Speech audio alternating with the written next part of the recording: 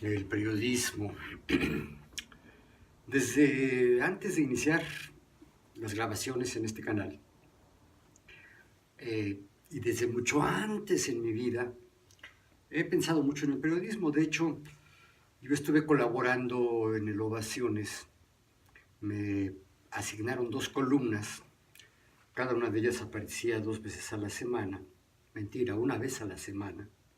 De tal manera que yo tenía dos colaboraciones semanales en la segunda edición de Ovaciones, allá por los años de 1984-85.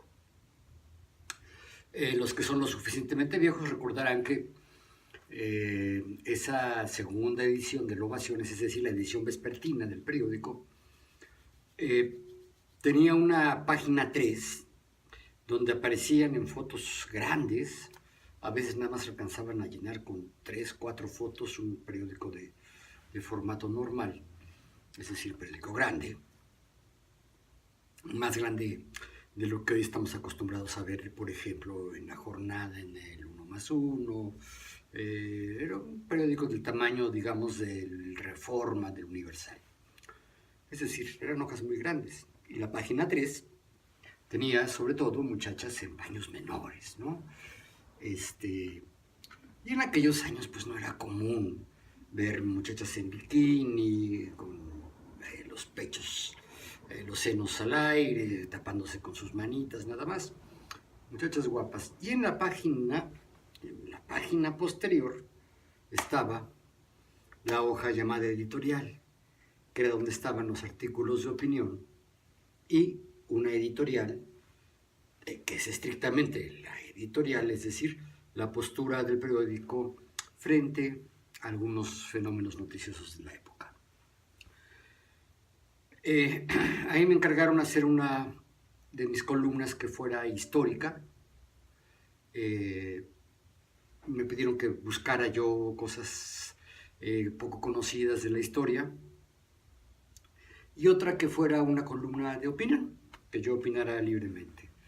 Pero desde entonces, Lisa Padilla, la coordinadora de la página, me advirtió, dice, en el periodismo mexicano hay cosas que están prohibidas. No puedes hablar mal ni del presidente, ni del partido, por supuesto, el partido en el poder, ni de la Virgen de Guadalupe, ni de la Constitución mexicana. Esas eran las tres figuras que estaban prohibidas. Y por ahí me dijo así como bromeando, dice, y por ahí si puedes también no tocar al Púas Olivares, es decir, al ídolo del box que ya para entonces era ya una leyenda, mejor. Pero en concreto eran el presidente y la Virgen de Guadalupe, ¿no? Yo entendí que por extensión pues era el sistema político y era también la religión católica, la Iglesia Católica, ¿no? A mí no me interesaba tocar esos asuntos, a mí me interesaba hacer análisis sociológicos de las realidades que estaban pasando, ¿no? Entonces, de alguna manera, yo sí ejercía en esos pocos meses que duré en esa página lo que yo pensé que debería de ser el periodismo. Yo estudié en la universidad en un tronco común. Mis primeros 3 semestres fueron un tronco común donde estábamos juntos, los que aspirábamos a ser sociólogos, más los que aspiraban a ser licenciados en relaciones internacionales, internacionalistas se hacían llamar, más los que aspiraban a ser politólogos o administradores, era la licenciatura en Ciencias Políticas y Administración Pública, más los que querían ser periodistas o comunicólogos. Periodismo y comunicación colectiva se llamaba la carrera. Ahí, entonces en Epacatlán había periodistas connotados, ¿no? Ya de gran prestigio. Basta mencionar a Granados Chapa, por ejemplo, Miguel Ángel Granados Chapa. Ahí daba clases Granados Chapa. De hecho, yo tuve la fortuna de participar en el Consejo Técnico de la ENEP Acatlán como representante estudiantil, siendo Granados Chapa el secretario de actas, es decir, el que se encargaba de tomar nota y redactar las minutas, las actas, los acuerdos que se tomaban en ese Consejo Técnico. Era un espectáculo el hombre, era un hombre que manejaba la prosa, y no solo la prosa, también la expresión oral, tenía una dicción perfecta, una voz muy bien cuidada y de muy buen timbre. Y se expresaba como, hablaba pues como escribía, es decir, no igual pues, pero con la claridad, con la pureza, con la rigurosidad con la que escribía. Y la novia de la que yo me hice, ya en los lejanos años del 75, 76, iba para periodismo y comunicación colectiva. Tengo entendido que ella sigue trabajando en esa área, y tuvimos un noviazgo tórrido, interesante, ya les he platicado de él, que acabó mal, pero bueno, esa es otra cosa. Pero yo aprovechaba mis ratos de ocio ya cuando empezamos a tener materias diferenciadas, aprovechaba para meterme con ella a sus clases de periodismo, ¿no? De comunicación. Entonces tuve oportunidad de escuchar a gente connotada, Florence Toussaint, por ejemplo, Francisco Ponce, en fin. Y me fui haciendo una idea un poco más, digamos, académica de lo que era el periodismo. ¿Por qué les cuento esto? ¿Por qué les cuento estas dos aproximaciones iniciales que tuve al periodismo? Primero, estudiándolo como un oyente en materias dispersas, ¿no? En clases dispersas, y después ejerciendo el periodismo de opinión. Yo era columnista, pues, de Ovaciones. Y el Ovaciones, si bien era un periódico poco prestigiado, era uno de los periódicos que más se vendían en la tarde, ¿no? Pues, en parte por las muchachas, en parte también porque era barato, ¿no? Era un periódico chico, era un periódico muy popular. No tenía las grandes plumas, digamos, ¿no? Las grandes plumas aspiraban al Excelsior, al Universal, ya aparece entonces al 1+1, ¿no? Por ahí, por esas fechas, poco después salió La Jornada, en fin. ¿Por qué lo digo? Porque hoy, en este periodo en que está iniciando yo sí estoy de acuerdo en que hay un nuevo régimen, porque es la primera vez que hay un presidente y un equipo en el Ejecutivo de izquierda y un legislativo casi paritario, ¿no? Donde la presencia de las mujeres está casi al igual que la de los hombres, o sea, se puede pensar que son 49% y 51%, ¿no? 51% de hombres, 49% de mujeres, no sé cómo esté, pero es casi paritario el legislativo federal. Y evidentemente también está dominado por un partido de izquierda, por primera vez en la historia. Entonces, se sabe pues que al llegar la izquierda al poder, pues que los intereses empresariales, los intereses, yo les diría plutocráticos, es decir, Pluto es el dios de la fortuna, el dios de la riqueza, en los griegos. Entonces la plutocracia es aquella convicción de que deben de gobernar los que tienen dinero. Coinciden con los aristócratas, ¿no? Que dicen que los que tienen que gobernar son las élites sociales, los aristos. Y evidentemente la llegada de un partido de izquierda, por muy tenue, por muy suave que sea, por muy centrista que sea, sí va a afectar esos intereses. Y esto lo dejan ver a través de la prensa, a través de lo que hoy se le llama periodismo.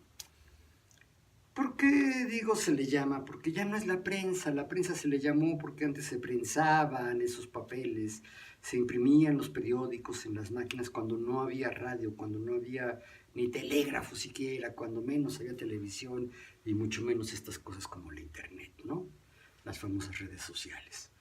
Se le llamaba prensa, pero en fin, se le sigue llamando prensa.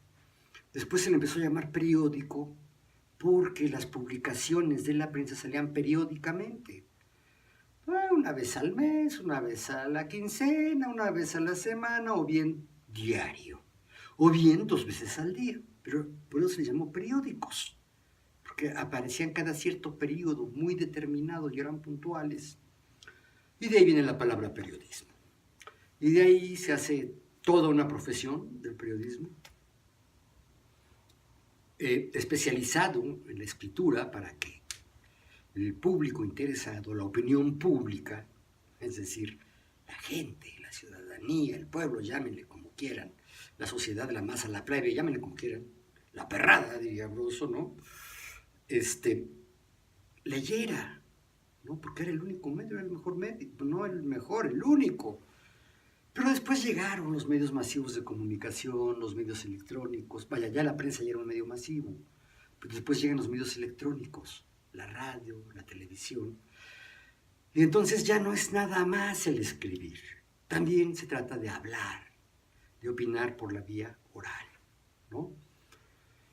Y después viene la cosa del internet, los correos electrónicos en un inicio, los medios escritos por internet, como de pronto se convirtió, ¿qué les puedo yo decir? El High Five, el mismo Facebook empezó privilegiando el texto, el Twitter, ¿no? Y después todas estas dieron cabida al video, ¿no? Y bueno, el YouTube.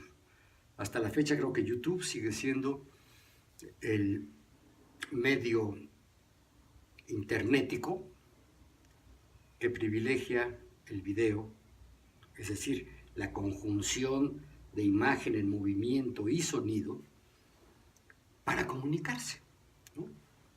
Entonces hoy se ha dado este fenómeno de los famosos youtubers, ¿no? Y creo que esto ha sucedido en todo el mundo, como antes fueron los tuiteros, ¿no? No hace mucho, hace 10 años apenas, para mí 10 años son apenas, ¿no? Para muchos de ustedes tal vez 10 años sean la mitad de su vida o más, ¿no?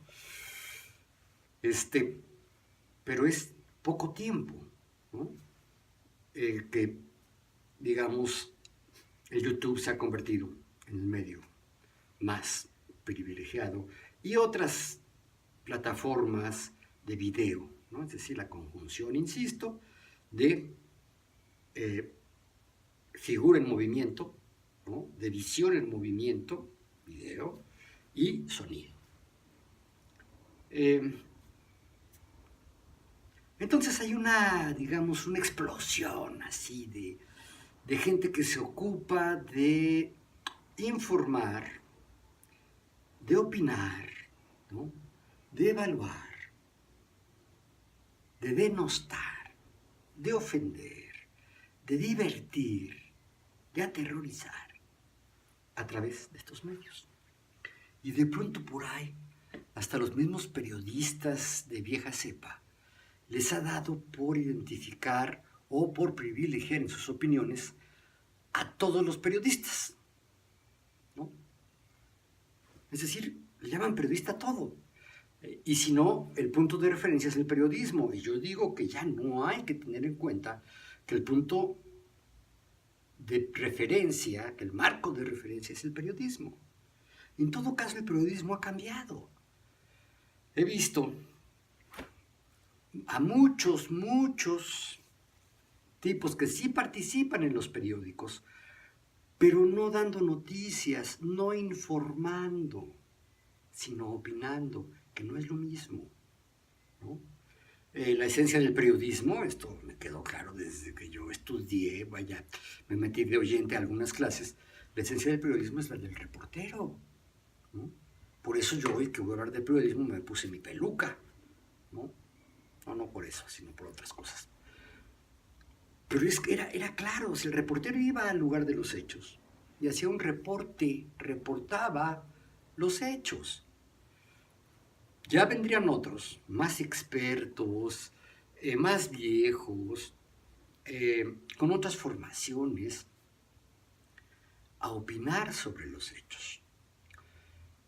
Y si bien se discutió durante mucho tiempo si el periodismo era objetivo o no era objetivo, es decir, que sobre todo los que opinaban, los que hacían sus columnas de opinión, los que hacían las editoriales, los que hacían artículos de fondo, los reporteros de investigación, es decir, los que no solo reportaban un hecho, sino que iban a las causas, a los procesos, las consecuencias, e investigaban las biografías de los involucrados, es decir, lo que hoy se llama periodismo de investigación, si es que eran neutrales o no.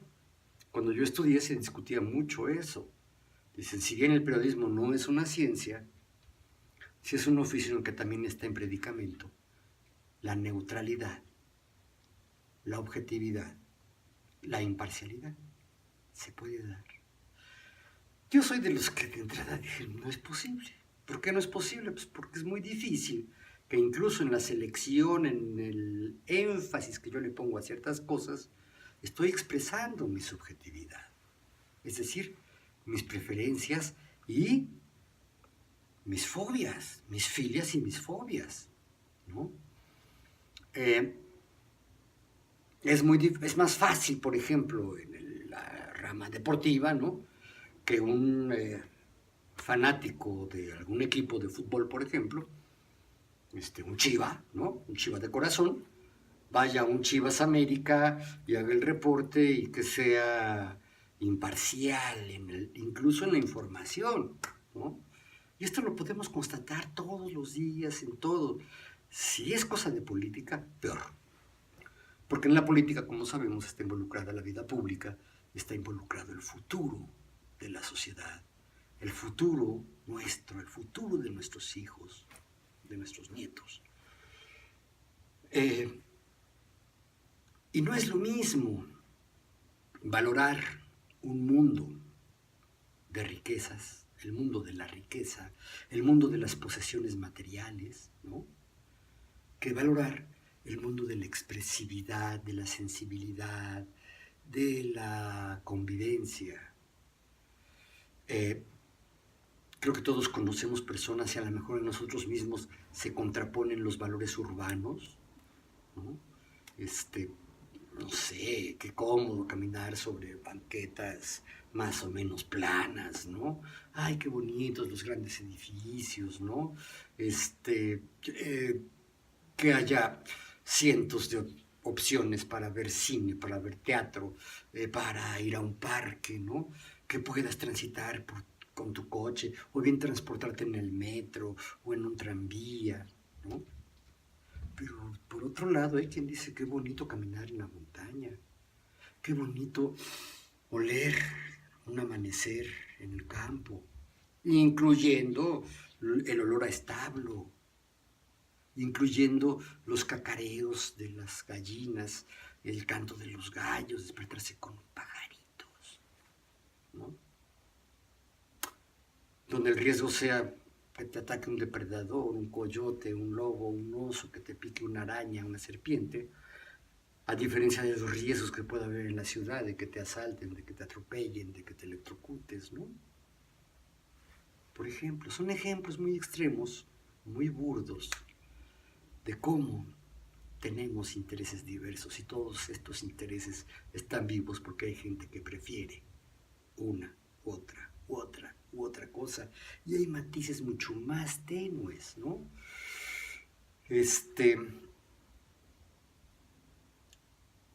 Estoy poniendo pues en predicamento y tratando de transmitir un poco mis preocupaciones que me llevan a pensar que la objetividad no es posible. Pero si la objetividad no es posible, lo que tienes que hacer es ser consciente de tu subjetividad, es decir, ser consciente de qué es lo que sí prefieres y qué es lo que no prefieres.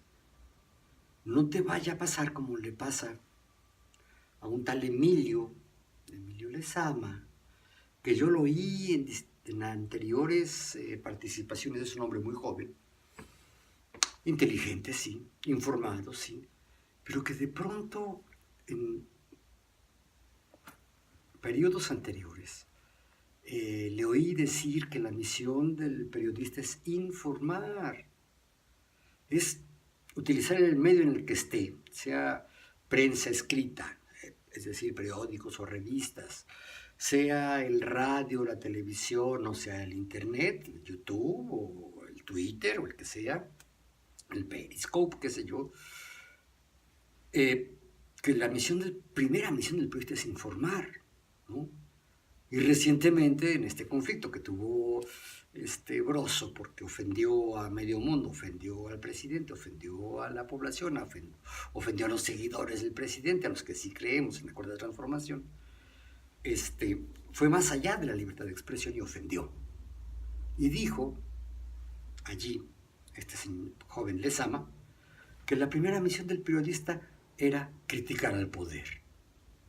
Coincidiendo con lo que decía Broso, dice, al poder no se le acaricia, al poder se le vigila, ¿no? Sí, pero no solo al poder, también a la sociedad, también a los grupos que están excluidos del poder, es decir, los factores reales de poder, como le dicen unos, ¿no? De eso se trata el periodismo, de informar, secundariamente, de formar opinión, y ahí es donde vienen los que ya tienen opiniones. Y también deben de ser balanceados y decir explícitamente qué es lo que prefieren, de qué quieren convencer a sus lectores, si es que quieren convencer, o nada más quieren expresar su punto de vista, ¿no? Como aquel que apenas hoy dijo que el presidente está convencido de que la mejor defensa es el ataque. Pobrecito de él, porque no se dio cuenta de que de alguna manera estaba diciendo que el presidente sí está siendo atacado, o por lo menos está sintiendo atacado. O sea, yo ni creo que atacó el presidente, y al menos en sus declaraciones dice que él no los ve como ataques, que ve como opiniones muy propias de la democracia, como parte del debate político, y esta postura a mí me parece sensacional. O sea, todos tienen derecho a disentir. Broso diciendo que él va a defender siempre la libertad de expresión y acusa a las hordas, ¿no?, de come mierda, es decir, los que sí vemos cada vez que podemos la conferencia mañanera del presidente, los que sí creemos en la Cuarta Transformación, los que anteponemos el interés social al interés individual, ¿sí? Nos dijo un montón de cosas. Altisonantes, pues eres Broso, ¿no? Pues tiene que ser así. Pero no, yo no lo había visto nunca ofender de tal manera y tan seguido a tantos grupos de personas. Y cuando se le reclama en las redes sociales y se le ataca y se le dice y se le ofende tal como él ofende, se siente agredido y dice que él está defendiendo simplemente la libertad de expresión. Si esto fuera así, entendería que todas las mentadas de madre que se le han hecho, que decirle come mierda, ¿no?, a Broso, que hacerle ver que después de haber tenido el gran rating en las principales televisoras del país, ¿no?, hoy está arrinconado en una radio poco escuchada, y que ha recurrido también al recurso del YouTube y del Facebook para seguirse expresando como payaso, ¿no?, no como persona, sino como payaso, en lugar de reconocerlo, ¿no?, y que tal vez, este claroscuro de ese Víctor Trujillo, este exquisito de buenos modales, de voz suave, de manitas tersas, ¿no?, contrasta con la rudeza del payaso Broso, ¿no? Y que a lo mejor esto ya llegó a su agotamiento. Seguramente tampoco es cierto. Seguramente tendrá miles y tal vez millones de seguidores. A mí me sigue gustando el payaso Broso. Lo que no me gusta es cuando el payaso Broso se pone a opinar, porque aprovechando seguramente el disfraz de payaso, esconde la confesión de sus preferencias y simplemente no critica, injuria, ofende, ataca. La crítica, como se los he mencionado yo, y por ahí me enteré que eso lo dijo también un gran filósofo, escritor, no me acuerdo quién. Yo me baso en el prefijo cri, significa diferenciar, distinguir. La crítica es distinguir lo bueno de lo malo. Y si vamos a hacer crítica, tendríamos que señalar qué es lo bueno y qué es lo malo. Y esto es lo que voy a hacer ahorita con Broso, ¿no? Broso sí se montó en un momento en que crecía la ola del aristocratismo en la sociedad mexicana, que de por sí siempre ha estado muy fuerte. De pronto empezó a reivindicar lo mismo que hizo Alex Lora, el papá de esta Celia, la loquita esta que quiere que maten a Broso. Yo no sé si lo quiera o no, pero así lo expresó, ¿no? Y la otra, que es la avestruz de la noticia, la de la micha. ¿Por qué avestruz? Porque parece avestruz, la nariz, los ojos, ¿no? Larga.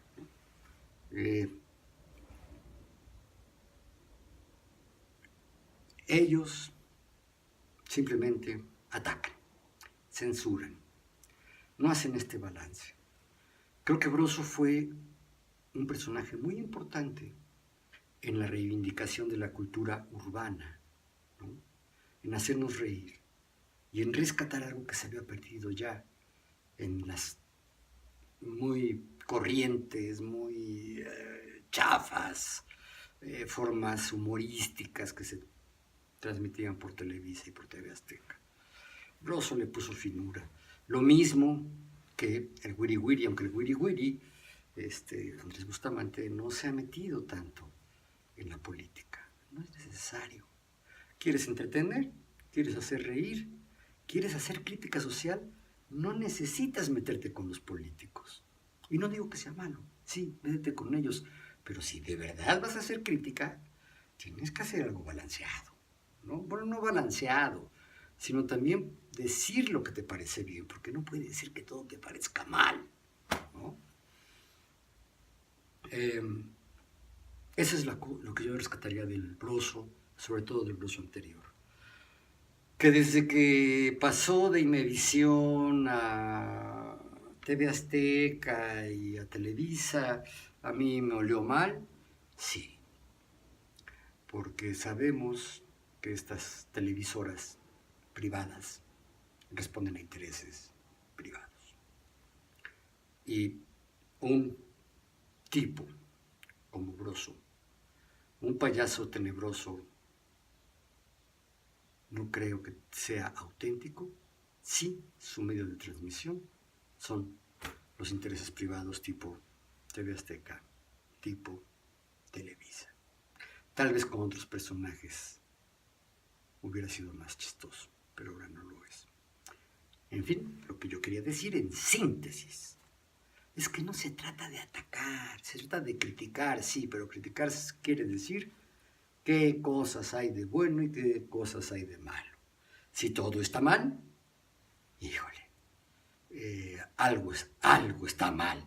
No creo que sea el objeto que se está criticando, sino creo que más bien es la persona que está opinando que todo está mal.